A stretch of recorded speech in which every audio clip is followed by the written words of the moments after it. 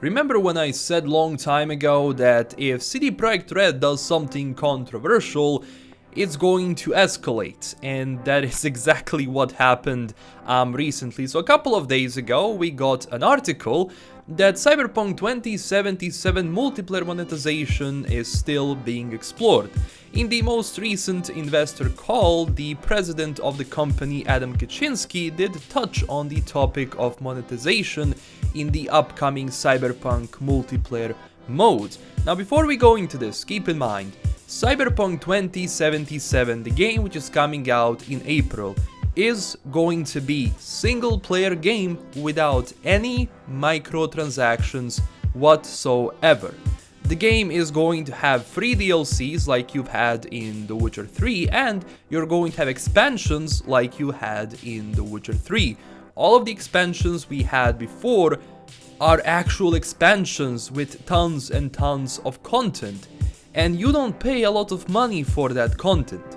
Now, CD Projekt Red said, again, long time ago, that first they want to finish the single-player Cyberpunk 2077, then work on DLCs, then work on the expansions, and after all of that happens, we are going to get Cyberpunk multiplayer. Now, we are still not sure if that Cyberpunk multiplayer is going to be integrated into Cyberpunk 2077 or that is going to be a separate entity. But as soon as people heard multiplayer, it's all of a sudden bells everywhere, red alert, it's monetization, it's EA, CD Projekt Red is becoming EA, they are not becoming EA. So basically what Adam Kaczynski said in the most recent investor call, which got people triggered a bit, because I guess there is a lot of misinformation there, and I do believe that a lot of websites out there that are reporting on Cyberpunk 2077 did not give the full picture of what is going on. And this is what Adam said. As far as the monetization on the multiplayer for Cyberpunk is concerned, we believe right now it's definitely too early to share any details on that. The project is in a relatively early stage, we keep experimenting, this is our first multiplayer game, and we check different options and possibilities, and it's definitely not the time to point you to a certain specific direction on that.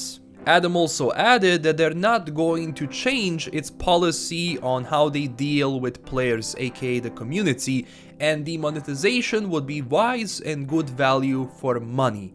I see nothing wrong with this. Alright, so at first when people mention microtransactions, the first thing that comes to your mind is EA, it's Activision, and everything predatory that they do.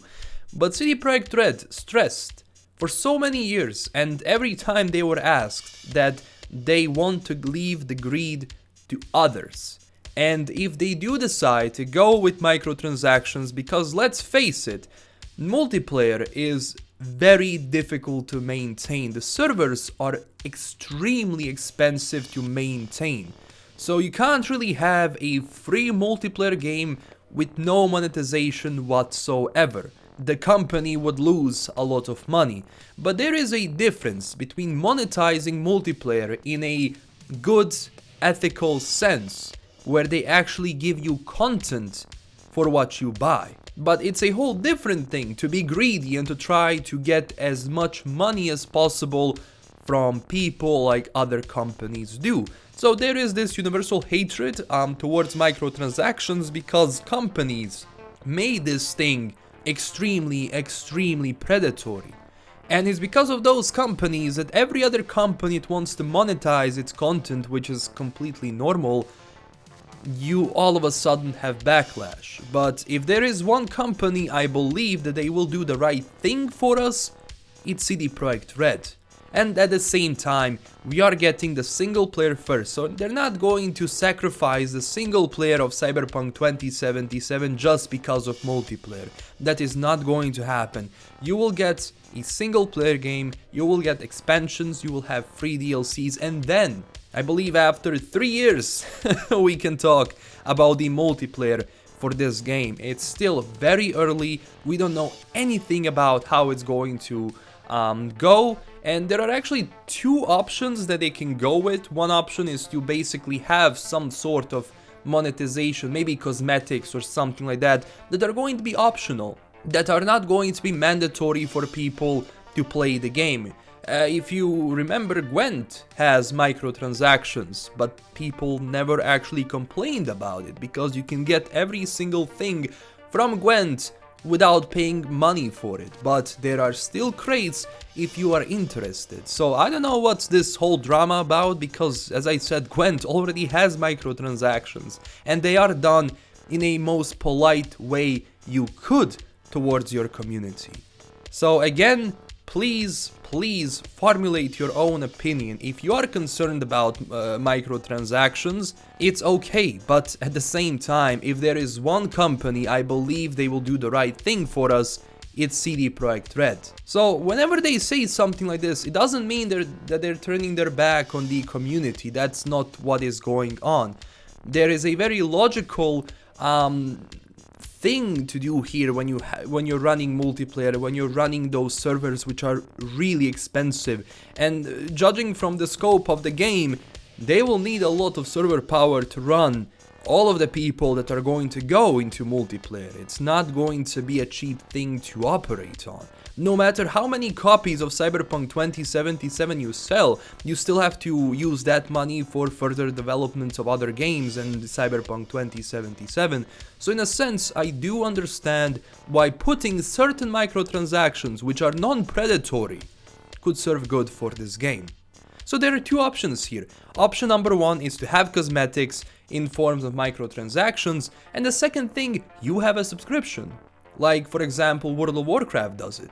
And in that sense, if you're paying a monthly transaction subscription for Cyberpunk 2077 multiplayer, that also means that they're not going to include any microtransactions. So you decide what's better for you. Would you rather have a game, a multiplayer game, which is going to have optional microtransactions, but you will still be able to experience it in a full possible way? Or you will pay a monthly subscription, so what fits you best? So I'm going to follow how this develops, and please keep an open mind when it comes to this. Judging to conclusions is not going to take you anywhere, and I do understand why people might be concerned, but this is not EA. They are not Activision, and just comparing them because of microtransaction to those companies is completely wrong. If any company out there serve the community, that's them. But hey, that is my opinion. I'm not asking you to believe me 100%. Look at everything around you and formulate your own opinion. It's simple. And that's pretty much it for this video. Don't forget to, again, tell me down below what you think about this, and do you like it, do you dislike it?